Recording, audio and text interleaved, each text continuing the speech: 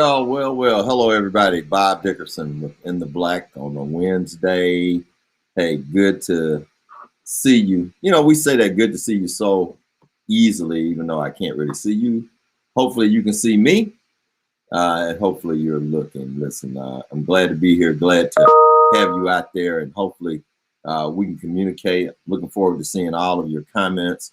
To get back to me on Facebook Live, on this YouTube channel. I really appreciate all the support and all your love and all of the stuff. When you like stuff that I put out there, and when you like this and share this, it really makes me feel good. So thank you so very much. Hey, just a bit of information. I just learned this just a few minutes ago, but the city of Birmingham was founded 150 years ago. 150 years ago. So Birmingham, 150 years old. You know, that's not really old when you think of America. Some of the cities, I think St. Augustine is probably 500-600 years old, maybe even older than that. It may be the oldest city in North America. I believe it is. You can check me on that if you think that that's right. But anyway, 150 years.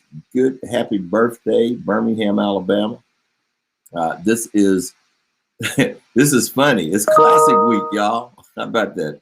It's classic week, classic in the spring. The thing that 2020 did when it took away the Magic City Classic, it actually gave 2021 two classic events. So 2021, the first classic event is going to be this weekend.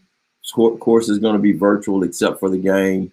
You football fans can go out and check out the game, the actual football game at Legion Field. So classic time once again. Hey, Sean, how you doing? Tamika, Benny Waters, how you doing, man? How y'all doing out there? Good to see everybody out there today. So classic week. If you're into football and you want to go, you know, it's going to be a good time to go. I think the weather's going to be really nice. So weather's always nice for classic. And we just played the Masters. I miss Tiger being in the Masters, of course. We didn't, you know, we always miss having our folks represent us, you know, on big stages, especially in sports. And so we miss Tiger. Wish him the best, and really wishing him well as he recovers from that pretty horrific traffic accident he had out in California a couple of months ago.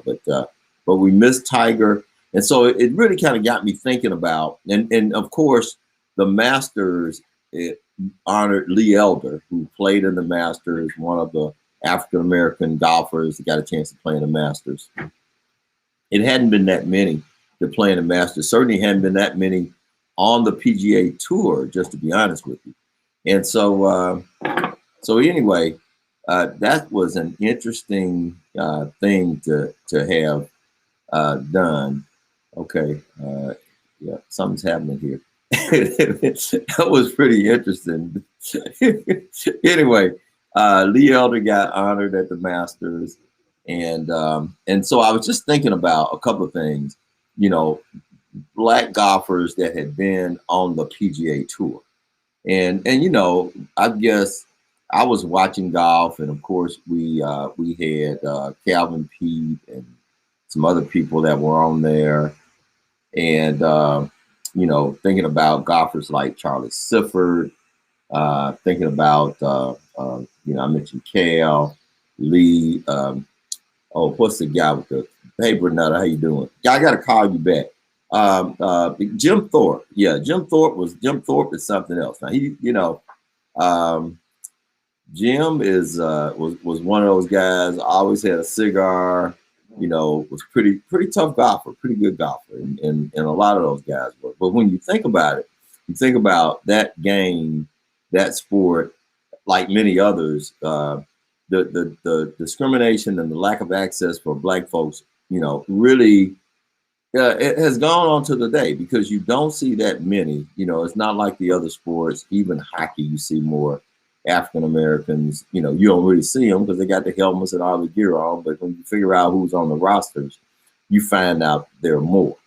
And so anyway, there is another, the Advocates Pro Golf Association. That's a tour 4 black guys. I found out about it. No, I'm not probably going to be good enough to play in it, unfortunately. But anyway, it doesn't have the big purses, but it is a tour that recognizes the fact that a lot of the opportunities are still being closed off to African Americans to get on the tour. It's expensive. It's an expensive game, period, if you just play for leisure. But just think about having to go to different places and qualify and pay entry fees and all that kind of stuff. So a lot of the young golfers are able to get sponsors, and a lot of our folks don't really have sponsors. So we're not really able to get that. But anyway, just wanted to just mention that I got a chance to watch a good bit of the Masters. The good thing about TV now is you can watch stuff when it's being replayed, and so I got a chance to watch it when it was replayed, and so that was cool. That was really cool to be able to watch. I'm not going to butcher his name, to watch my Japanese brother be able to win the Masters. That was really good. Hey, I want to talk about 2 things real quick before I get out of here that are really important. Number one, now I don't know how many of you know what the Community Reinvestment Act is. The Community Reinvestment Act. Well, let me tell you, the Community Reinvestment Act, and we call it CRA, is something that I've worked with throughout my career in banking and a lot of my volunteer work. But it's a law that says that banks will provide loans, investments, and services to all communities that they get deposits from. So banks declare their service area, and it's the law that says that banks cannot redline, simply deny services to an area because the inhabitants happen to be black or poor. And we know the banking business is about money. And so, just the natural instinct of an industry that's about money would be to gravitate toward the money in all cases. But anyway, hey Jesse, how you doing? But the Community Reinvestment Act is a law that was passed in 1977. I happened to be a branch manager at the Birmingham Trust National Bank when the law was passed. So a couple of things I want to make sure that you're aware of is that that law exists, and it behooves all of us to be aware of the things that are happening. And I know that for the most part, the groups and advocates that get involved in understanding CRA and working in it are just that. They're organizations that focus on affordable housing, on small business development like I do. But I think it behooves all of us to understand everything that we can. And if we have to serve as an individual advocate of one, then it's important that we do that. So a couple of things just to point out. The organization, the board I chair is the National Community Reinvestment Coalition. Their website is ncrc.org.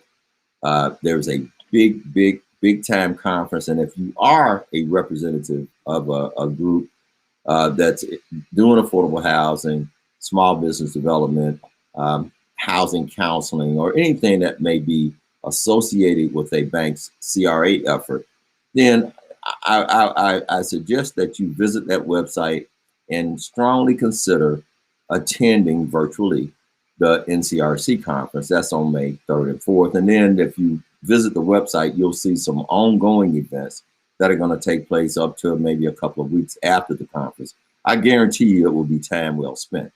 And then airing on May 18th is the Building Alabama Reinvestment Conference. So we have a organization here in Alabama, headquartered right in my office in Birmingham, that actually fosters and provides information about Community Reinvestment Act, how to partner with banks for better results in your community and your neighborhood, how to have your capacity as a nonprofit organization lifted and built. I'm so happy Jesse Van Tall, who is on the call, is the CEO of the National Community Reinvestment Coalition. He'll be our keynote speaker on May 18th. And all of this, the NCR, the Building Alabama Conference is free.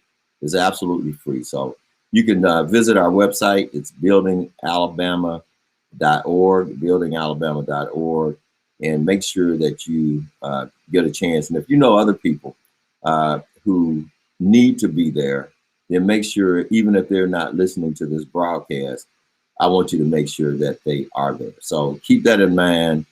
We always want to share stuff with you. Any kind of tip that we can share that's going to help you and help our community, we want to do that. Let me also invite all of you to register your business in our business directory on the A.G. Gaston Business Institute website. That's gastonbusiness.com, gastonbusiness.com. Register your business and let us give you a shout out. Let us recognize you in some of our social media posts. We want to make sure that we know who you are, so that when it's time to make a purchase, you know, we can make that purchase from you. You have an opportunity to get our dollars. It's very important that we as Black folks support our businesses. As Maggie Anderson said when she was here for the A.G. Gaston conference, and she said this before, unfortunately, we only spend 3% of our dollars with companies owned by people who look like us. Now, some of that may be because we can't find our companies, and we want to do everything we can on our website to make sure we can, make sure you can, and make sure these businesses are seen and known about. But if we could just increase that to 10%, it's not 100%. If we just spend, it's almost like tithing in church. We most of us who come from religious backgrounds, we understand tithing to be a tenth. You know, it's kind of what we've been taught. So if we were thinking about, as we spend money with African-American owned businesses, if we think about that in the same frame of reference as a tithe, 10%, we would really make a tremendous difference in our community. So, you know, unfortunately, we got to talk about this stuff again. You know, we got to talk about unlawful seizures. We got to talk about illegal searches. We got to talk about excessive force. We got to talk about false imprisonment. We got to talk about battery. And what I'm talking about are some of the things that happen between Black men and law enforcement since we were on the air last. That was last week. So since we were on the air last, we've seen it. We've watched it. We've witnessed unlawful seizures. We've witnessed illegal searches. We've witnessed excessive force. We've witnessed false imprisonment. We've witnessed battery. And we also witnessed the murder, the killing of a young Black man. The killing of a young Black man who had some history of, you know, run-ins with law enforcement, but nothing that he could get a death sentence for. Whose encounter last week with the police was because of an expired tag and an air freshener hanging from a rear view mirror. Now, I didn't know that was illegal. You know, I mean, that was one that really kind of got me, that, you know, it's illegal to have your air freshener hanging from your rear view mirror. But I mean, that's in Minnesota. So Dante Wright, you've heard of the case, lost his life because, not just because of his history, but moreover because he started off with an expired tag and an air freshener hanging from his mirror. And I you know, it's enough to make you want to drink. You know, it's Wednesday, so I usually have one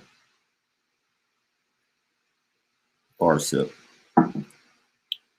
But I think the point is that neither resisting arrest nor fleeing from the police is a death penalty offense the last time I checked.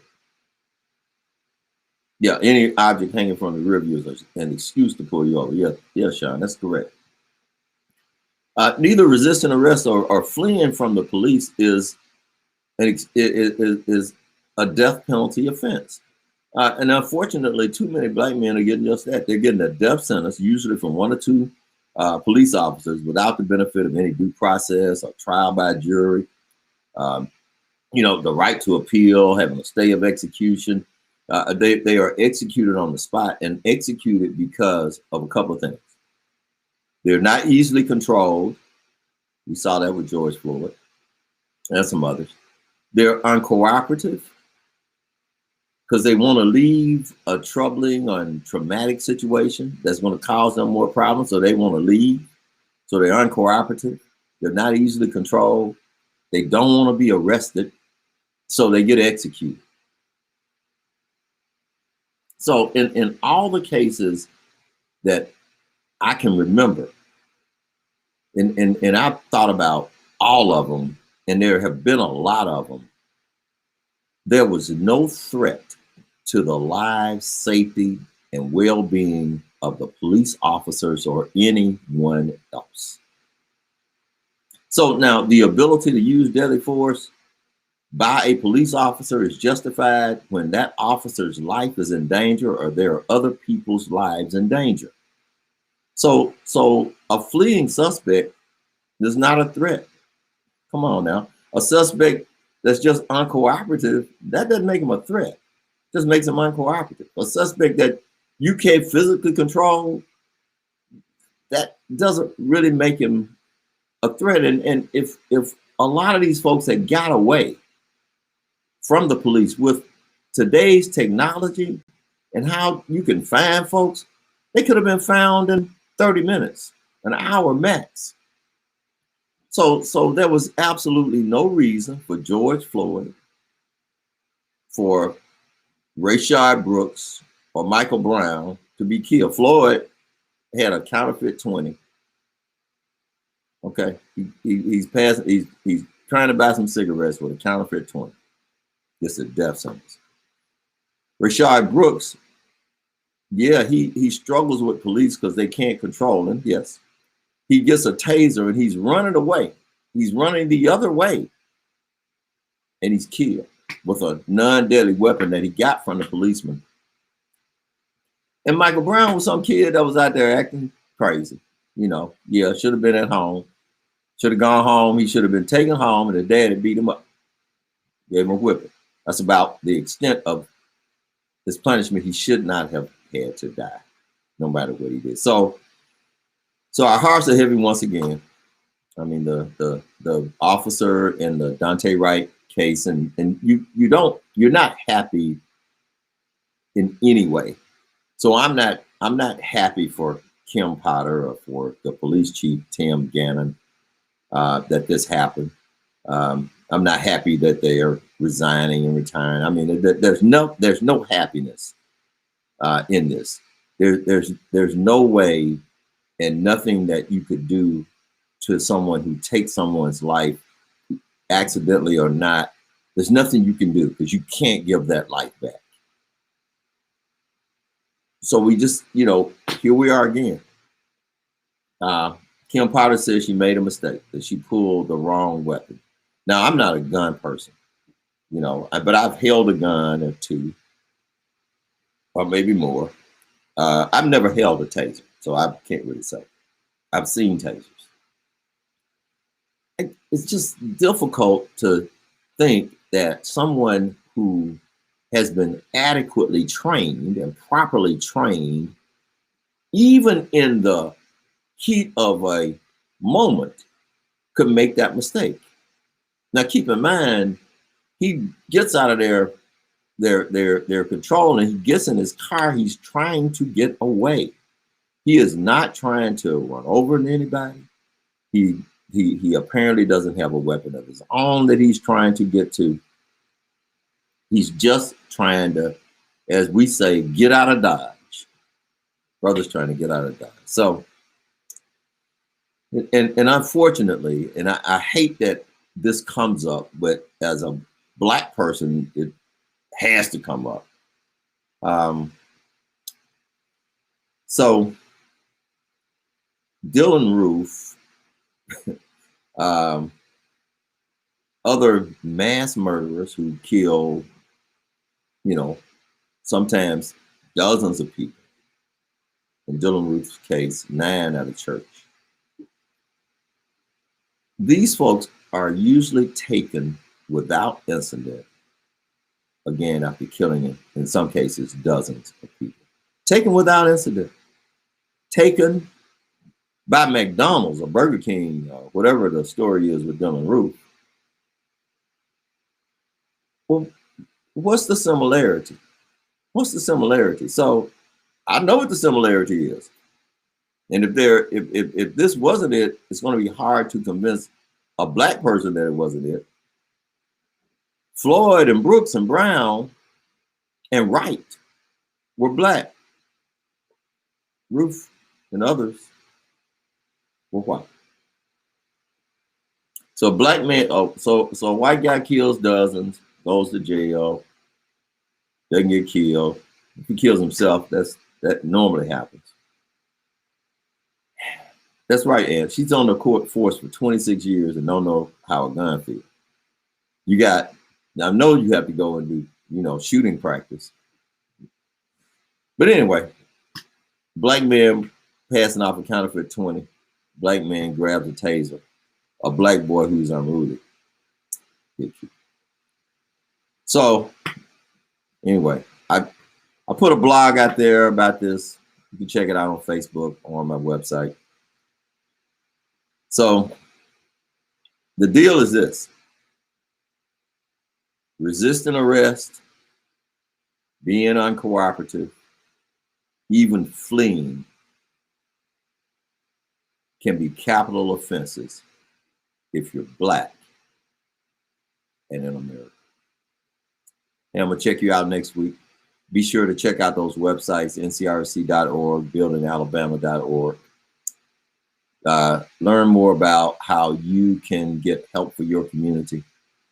One of the things that will help our communities are more successful businesses, housing that appreciates in value and creates wealth for our families, better schools, less crime.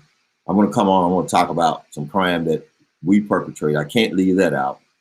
I don't want to just talk about, and in fact, I planned on talking about that today, and then the Wright, Dante Wright thing happened, so I'm just compelled to talk more about that. I appreciate all of you being out there, listening, watching, commenting, sharing.